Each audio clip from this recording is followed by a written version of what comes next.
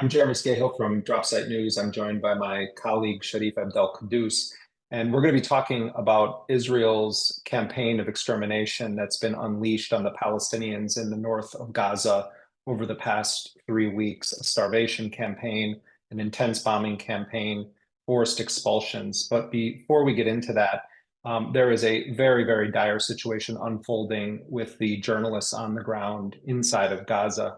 The Israeli military today issued a very public threat. I think there's no other way of looking at it, that it is a threat to assassinate 6 Al-Jazeera journalists who remain alive and reporting on this genocide inside of Gaza. The Israeli military has made these claims before, saying that journalists are actually members of Hamas or Palestinian Islamic Jihad. And the Israeli government and military have a history for this past year of fabricating so-called evidence to try to link journalists and other civilians to Hamas or Islamic Jihad, or to portray them as terrorists. Some 170 plus media workers have been killed during the past year in Gaza. And all of us in media have an obligation to stand up for our Palestinian colleagues. There's a very clear reason why Israel has been killing journalists, and that's because the only media workers that are on the ground inside of Gaza are Palestinian media workers. They are the eyes and ears of the world. It is because of these journalists that we know what we do about these genocidal operations. So we at Dropsite News stand in solidarity with our Palestinian colleagues in Gaza. We call on all journalists, particularly powerful Western journalists with a big platform, to raise your voice right now. This is very serious. The Israeli government has named 6 Al-Jazeera journalists. They are accusing them of being members of Hamas and Palestinian Islamic Jihad. One of those journalists, Anas al-Sharif, we did a story where we got voice notes from him. Sharif actually did this story out of Gaza, where he described what it's been like to report on a genocide while your own family is being targeted, while your own neighbors are dying. Hossam Shabbat is another journalist who's been reporting on the genocide. These are our eyes and ears, and Israel very clearly wants to kill them. It is all of our responsibility to stand up, stand in solidarity with them, demand that the Biden administration order Israel to stop murdering journalists. And Sharif, this is happening in the context of this campaign of annihilation and ethnic cleansing that is unfolding right now in the north of Gaza. You've just reported a piece with our colleague Abu Bakr Abed, an extremely brave, great journalist who is in Deir al-Balah in central Gaza. Talk about the situation as you understand it right now in the north of Gaza, Sharif. Well, let me just add, Jeremy, that some of the reporting that we used in this piece was by some of those very journalists, Anas Sharif, Hossam Shabbat, and like you said, Anas has been targeted. All of these journalists have been threatened before. Anas has received calls on his phone dating back almost a year now, telling him to move to the south to stop reporting from the north. He refused to do so. He would receive messages on WhatsApp with his location, telling him, with threatening him. His house was bombed. His father was killed in November of last year. I think what's shocking really is just the brazen incitement and threats coming from the Israeli military to journalists from one of the biggest networks in the world. Just a few minutes before we did this recording, Hossam Shabbat tweeted out in Arabic, if our voices are killed, then you be our voice. So, clearly seeing that these threats are real. But part of what we've been relying on is their reporting for this very concentrated ethnic cleansing campaign that's taken part in northern Gaza for the past 19-20 days. The spokesperson for the civil defense in Gaza, one of the most important groups that does emergency rescue, this is the first time since the beginning of the war, a genocidal war, that the Israeli military has besieged an area and begun a campaign of bombing, killing, and starvation in such a complete way.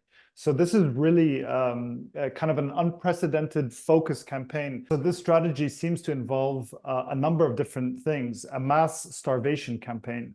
So literally no food, no water, no fuel, no medicine has been allowed into North Gaza. And we're talking about the northernmost governorate of Gaza, where there's Beit Hanun, Beit Lahia, Jabalia. These are the main cities there, and Jabalia refugee camp. And they're not letting any humanitarian aid in.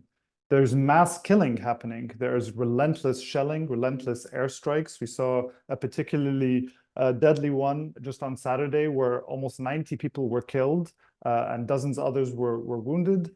Another part of the campaign is the targeting and shutting down of hospitals simultaneously, besieging them.